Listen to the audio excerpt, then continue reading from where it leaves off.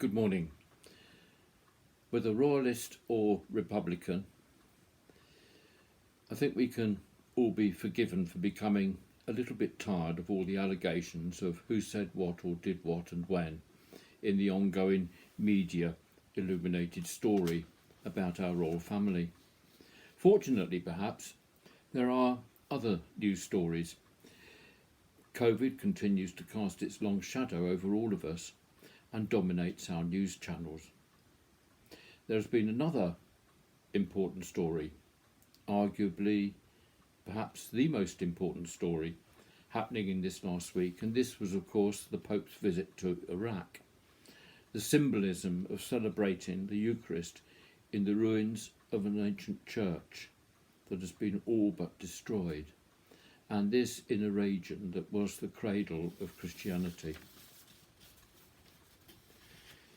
And at the centre of this news story is Pope Francis, a man of God from Argentina, a country I never had a good opinion of or experience of in the 1970s,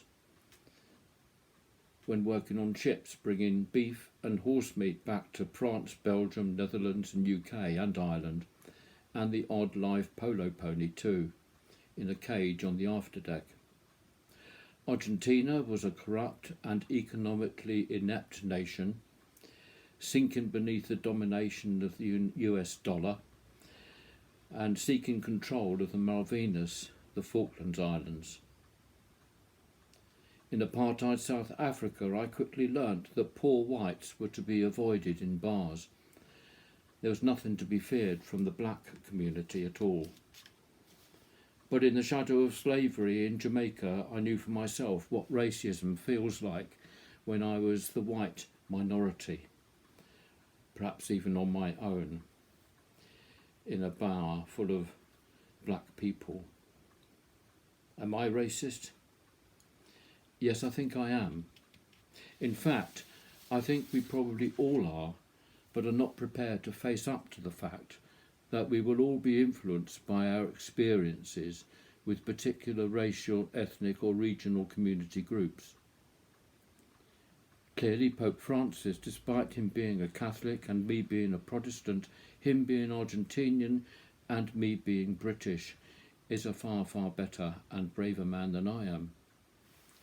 In this week, another news story has been about our children's return to school.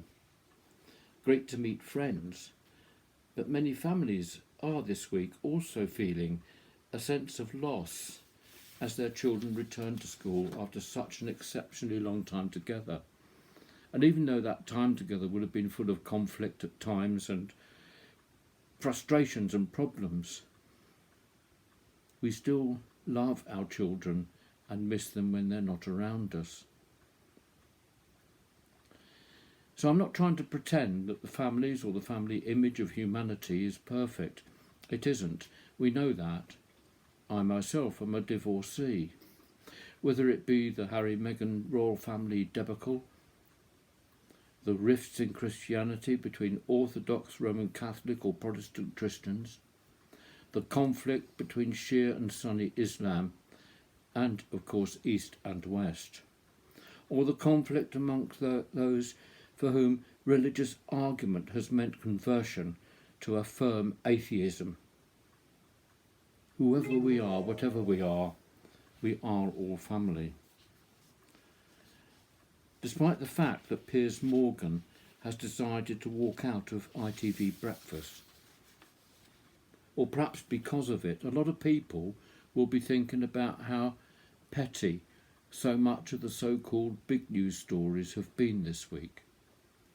But it is only when we can get to a place where we see ourselves as having only a small or petite place in the world that we can start to form a place from where great feats of reconciliation can be achieved. I am not pretending that I myself have gotten myself to that place yet, but it is a work in progress. We are all imperfect and all too often too big for our own boots in voicing our opinions and pointing our fingers at others, because every time we point one finger at someone else, there are three pointing back at us. Amen.